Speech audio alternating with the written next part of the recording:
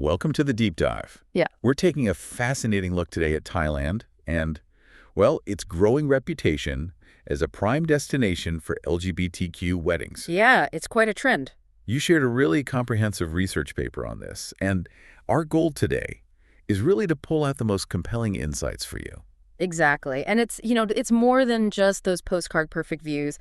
The paper really unpacks the why. Correct. It looks at everything from, yes, the natural beauty, but also the cultural feel, which is generally pretty inclusive. Mm-hmm. And then it gets into the more, let's say, nuanced legal side of things, and even the marketing that's helping build this reputation. Okay, let's unpack this then. So Yeah. Thailand, as the paper lays it out, it offers this incredible combination. It really does. You've got those iconic backdrops, Yeah. the beaches, Samia, Phuket, Oh, yeah. the amazing mountains like around Sayok Noi National Park, Yeah. even those really cool rooftop venues in Bangkok. Right. A huge variety. Plus, you have that famous Thai hospitality and definitely a sense of cultural openness. The paper mentions businesses chasing the pink beta. That's the term. Yeah. It's quite telling, isn't it? It shows a real economic awareness. And then all the rich Thai traditions that couples can weave into their ceremonies. It sounds like a very, very attractive option. Definitely. Especially, like you said, for couples who might face, well, less welcoming places back home or nearby. Yeah. And, to really get why LGBTQ weddings are booming there now, you have to realize Thailand's already been a big wedding destination for ages. Right. That's a good point. The paper highlights that long-standing appeal for international couples. They love the scenery, sure, but also the culture and, honestly, the cost. Good cost factor, yeah. All-inclusive packages are probably much more affordable than, say, in Europe or the U.S. Exactly. Yeah. Significantly so, often. And the paper mentioned it's been popular for couples from, like, India and China for a while, maybe for ceremonies that weren't officially registered. Yeah. More like destination getaways. Precisely. That groundwork was already laid. So there's an infrastructure and understanding of hosting international celebrations. Okay. And it's not just hotels anymore. The paper points out this trend towards unique spots. Oh. Like what? Well, everything from, like, smart techie spaces to quiet shrines, vineyards, even museums and art galleries are getting in on it. Wow. Okay, so you've got this established wedding industry, and within that, there's this growing niche, this recognition of Thailand as specifically welcoming for the LGBTQIA plus community. That's the key evolution, building on what was already strong. And this is where it gets really interesting, right? The paper talks about a big jump in same-sex weddings there, especially in the last, 10 years? Yeah, a really noticeable increase. And it ties it into the global shift in attitudes, obviously. But Thailand isn't just sort of going with the flow. No, not entirely. What's fascinating is how it's positioning itself as this kind of progressive haven in the region, South Pacific, Southeast Asia. Yeah. The paper suggests couples from places with more religious or political stigma see Thailand as somewhere they can actually celebrate openly and joyfully. That makes sense. Yeah. And compared to its neighbors, Thailand seems more proactive on marriage equality talks. Definitely showing more signs of movement, yeah. And that economic driver, the pink bat we mentioned, it's actually pushed the hospitality sector to be quite proactive. Oh, so? Well, things like specific training for staff, creating genuinely inclusive packages. It's not just lip service when there's money involved. It sounds like a real societal shift is happening, too. Yeah. The paper mentioned that historically maybe diverse identities were kept more private. That's the sense. But now there's much more openness. You see more LGBTQ-friendly events. Even big companies are acknowledging LGBTQ inclusion more. That visibility must be huge. It really is. Seeing same-sex love stories pop up in Thai wedding expos in the media, that's a big deal. Yeah. The paper contrasts that with places where just showing that might get you condemned. It really highlights Thailand's relatively more accepting vibe. So it's not just the global trend, it's Thailand's specific cultural context, too. Yeah. Like the Buddhist influence. Exactly. That tolerant Buddhist majority background in a region often marked by stricter laws, it makes Thailand stand out. It offers both celebration and a feeling of safety for many couples. Okay, so couples feel drawn there, they feel welcome, the venues are amazing. But what about the legal side? The paper digs into that, and it sounds tricky. Yeah, that's where we hit the crucial question, are these unions officially recognized? Right. And the paper is very clear. Thai marital law, which dates way back to 1941, was written for heterosexual couples, period. So current laws follow that model. Correct, which means, as of now, Thai law does not recognize same-sex marriage. Full stop. Okay, but the paper mentions life partners. What's that about? Is that a workaround? It's something. Yeah. Same-sex couples can register as life partners, but, and this is a big but, the paper stresses it gives them way fewer rights than a marriage. How much fewer? Less than half, apparently, which has huge implications for things like kids, inheritance, medical decisions, all the really critical stuff. So life partner is like a step, but not the whole way. Kind of like a learner's permit versus a full driver's license, maybe. You get some recognition, but major limitations are still there. Gotcha. But it sounds like things might be moving. The paper talks about legalizing same-sex civil partnerships, even government ministers talking about it. Yes, that conversation is happening, which is positive. But the paper also gives important context about marriage registration in general in Thailand. Okay. It says Thai law doesn't always define family just by a registered marriage. Unregistered couples can sometimes still be seen as family units. However, for the really practical stuff, visas, partner passes for foreigners, insurance, health benefits, that government marriage license is usually crucial. Okay.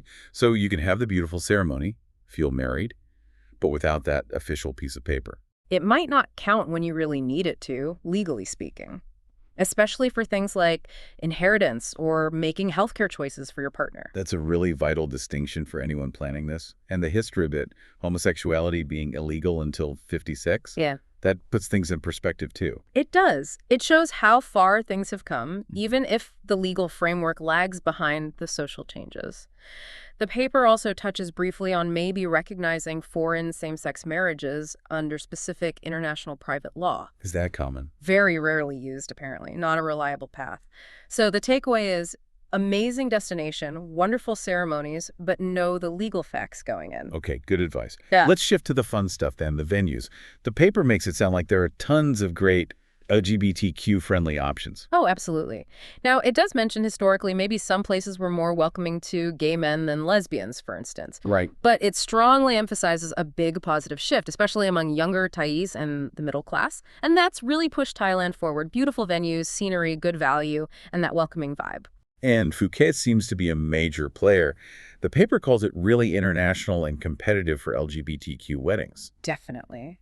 Phuket is buzzing with resorts, actively trying to attract same-sex couples. They see the market. What kind of places are we talking about? A real mix. Grand old colonial-style hotels, super sleek, modern five-star resorts, smaller, charming boutique places right on the beach.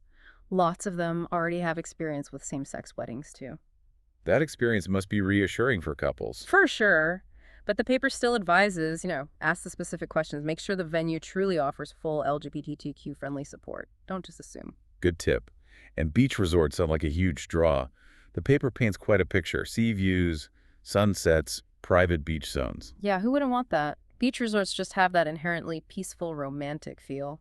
Perfect for ceremonies. And they can handle different sizes. Small weddings, big ones. Seems so. They cater to both intimate gatherings and those larger destination wedding crowds. And importantly, many aren't just okay with the LGBTQ couples, they welcome them. They have professional planners who get the needs of local and international guests. Wow.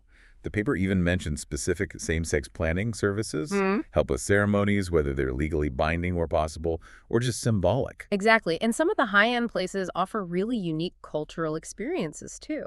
Like what? Like those Thai sacred water pouring ceremonies, giving alms to monks, even planting a love tree together. Really special touches. That sounds incredible, a way to make it truly unique and incorporate Thai culture. Yeah, it creates amazing memories. And the paper reminds us there are beaches all over southern islands, the Gulf Coast. Lots of different vibes to choose from. Okay, but if sand isn't your thing, what about luxury hotels? The paper mentioned those too. Yep, luxury hotels are definitely in the game. They're increasingly advertising themselves as LGBTQ friendly, putting inclusive packages right in their main event brochures. Targeting the market directly. Right. Offering tailored services, consultations with specialists who understand LGBTQ weddings, staff trained in diversity. Makes sense. Of course, as the paper notes, these are the higher end options, so they cater to couples with the budget for that level of luxury. Naturally. Okay, let's talk culture. Incorporating local traditions sounds amazing, but the paper says couples need to be mindful, right? Sensitive to the complexities. That's a really key point. It's not just about picking traditions like off a menu. You need respect and understanding. How are couples navigating that? Well, the paper notes this trend of maybe having an informal ceremony somewhere, public or in a hotel, but then also having a more traditional Buddhist blessing, kind of blending the modern and the traditional. Timeless. Exactly. And gay wedding packages are often incorporating local touches now. Like, Oh, traditional crafts, those lovely hand-woven umbrellas, Thai music, local spirits, maybe even a traditional pre-wedding meal. The paper gives this great example of a British Thai come-out ceremony. oh, tell me about that. It mixed traditional Thai food and music with sort of a modern fusion feel. It was about celebrating their union and making it visible within both cultural contexts. That sounds really meaningful. Yeah. Affirming their identity and their partnership. Precisely. The paper talks about how these come-out ceremonies in both cultures are important for visibility and community acceptance. And the traditional Thai wedding customs themselves. The paper says they're quite intricate, originally for straight couples. Very intricate, yeah. Lots of symbolism. Things like the procession, the vows, blessings from elders, that water pouring ceremony Radnam sang, and the Khan mock procession where the groom shows his sincerity. Wow. But what's cool is how many of these, like the water pouring and Khan mock, are being adapted now for LGBTQ weddings. So honoring the cultural values but making them inclusive. Exactly. It's a way to connect with Thai values around love and marriage, but in a way that fits the relationship. And overall, that land of smiles reputation holds true for LGBTQ couples, especially in the cities and tourist spots. Generally, yes, that's the picture the paper paints.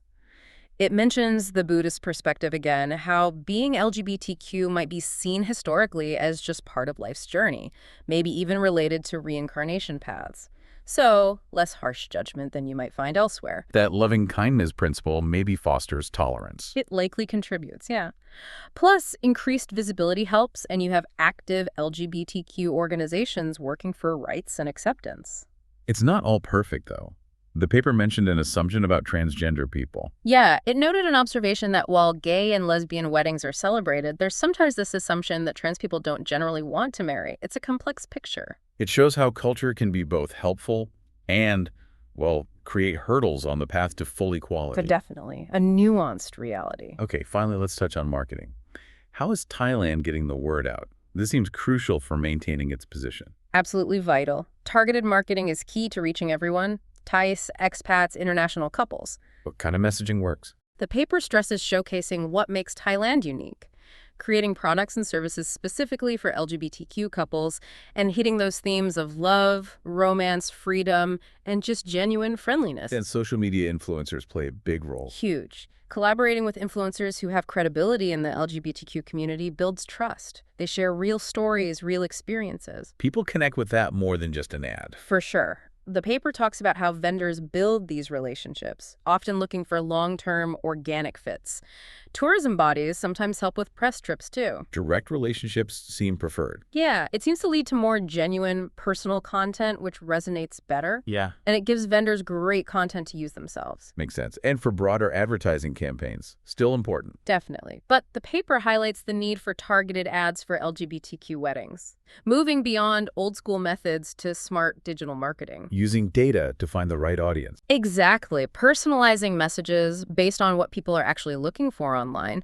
Digital is great for reaching couples who aren't following, a traditional wedding timeline. What kind of ads are effective? Memorable ones, showing same-sex couples naturally at weddings, honeymoons, just daily life. Maybe edgier, more emotional stuff too, even using poetry. But it has to be authentic, right? Yeah. Not just ticking a diversity box. Crucial point. The paper warns against just representation versus true inclusivity. It mentions Taiwan's Love is Love campaign and how that could even be misinterpreted if not handled carefully. Interesting. Ultimately, showing genuine diversity well can break stereotypes and really boost Thailand's image for everyone. Okay, so wrapping this all up. It's clear Thailand is, well, a really compelling option for LGBTQ couples seeking that destination wedding experience. Absolutely. You've got the beauty, the culture, that generally welcoming feel.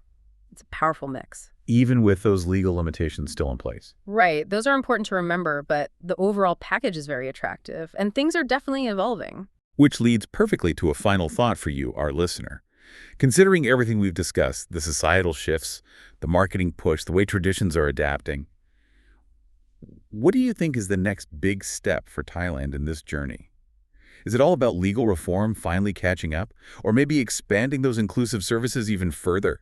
Or is it something else entirely we haven't touched on? It's definitely a space to watch. Lots of potential there.